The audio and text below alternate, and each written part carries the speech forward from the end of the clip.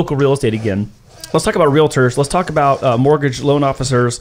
Only because this is the same kind of thing. These preset variables and these factors we're discussing today are the things that cause people to either all in commit or punch out. Yeah. And I think they're going to see a massive culling of the herd, if you will, in real estate and mortgage and in associated parts of our industry. Of course. Simply because people are fed up. Like, I don't want to do this anymore.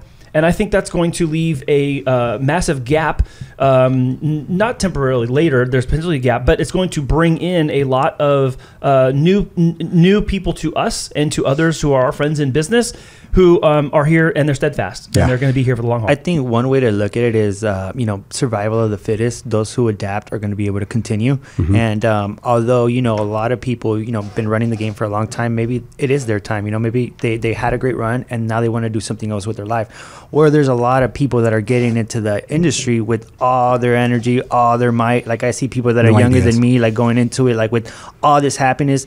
Me, when I got in 2017, all I've known is up, up, up, up, up. So as soon as it got corrected, I'm like, oh, okay, this is what happens. And I fall on you guys and you're like, this is normal. This is what's been happening. So I think those who are able to see the long picture, the road down the line, and then have, a structure and a team where, hey, you have experience that you can draw on. I think those are the people that are going to be able to, how do I say, wing it out and then be able to make it at the other end of the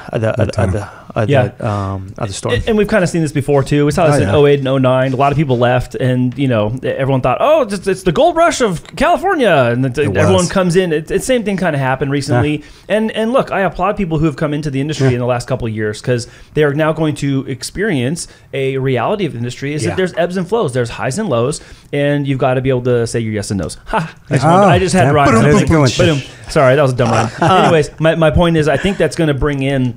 It could bring in people who are going to stick it out for the long haul, and those who have been here a long time, like we have, are still going to be here too. And I think that's going to, in the end, elevate the experience that customers and consumers get, because they're getting an, on average, longer tenured professional. When you look at the entire herd, you're going to have the average years in industry go up. And the number of transactions done go up because we're still here. Number one, number two, we stayed longer, and the I'd say newer entrants that are punching out are removing themselves from that ratio. Yeah, it's like anything, nowadays everybody's becoming like more of an engineering things. They're not just set in stone like, oh, I'm just a lender. No, you're starting to see lenders. Well, hey, we're doing ADUs. We're going and buying properties. We're flipping properties. We're doing JVs, joint ventures with other experienced investors or what have you.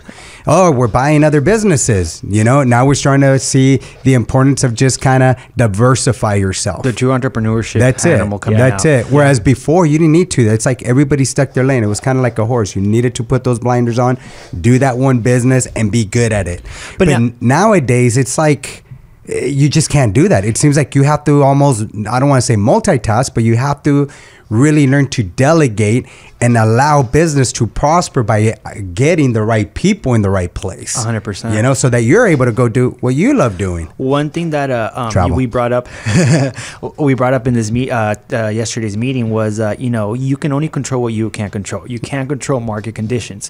So as long as you have your set responsibilities and you keep doing them day in and day out, I'm a firm believer that that's going to overcarry the market conditions over time, and they'll compound and they'll, give you the results you want, because over time your work is going to outpace the market. And that's, I feel, what we should be focusing on if you're a real estate professional. Absolutely. Or anybody that has a, entrepreneurial, self-employed or business, like that's it. At the end of the day, we see the light, and we're the only ones that can make it out there. And we start seeing, we start getting in our minds, right? The biggest thing that we talked about is dream big. 100%. Don't dream small. Just continue to dream big. You owe it to yourself to dream big and go after those things. 100%. It's like when we go for the smaller things, okay, that's not done. There's nothing next.